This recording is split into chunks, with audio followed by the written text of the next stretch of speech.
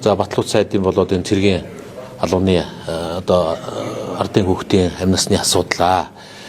Ер нь яагаад ардын хүүхдийн амь нас энэ авилгач засгийн газар, авилгач түвшмүүдүүд авилгач одоо энэ ардын намын засгийн газраас хямдхан байх ёстой юм бэ гэдэг асуултанд бид нэр хариулт өгөх ёстой гэж бодож байгаа. Нэгдүгээр, хоёрдугаарт нь зөвхөн одоо Батлангуйлах сайдтай холбоотой асуудлаас гадна ер нь засгийн газарт хариуцлага тооцох ёстой гэж байгаа нэг үндслийн нөгөө нэг алдартай олон авилгалын хэрэгүүд хайцсан бэ.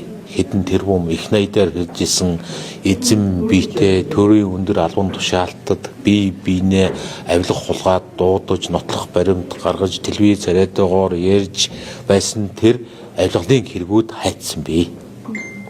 Одоо ингээд албан тушаал аваад засаг төрөө байгуулад ингээд амар жимэр болчих юм уу? Энэ зөв юм уу? Монгол улсын ерөнхий сайдад үндсэн хуулиар болоод бусад хуулиар хуулийн гэрчлэлтийг хангуулах, гэмт хэрэгтэй тэмцэх үндсэн чиг үүрэг Монгол улсын ерөнхий сайдад хамаардаг.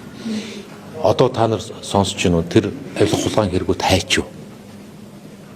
Хинэтгээ тэмцэх хүсэлгүй байгаа юм байна, дүр эсгэж байгаа юм байна.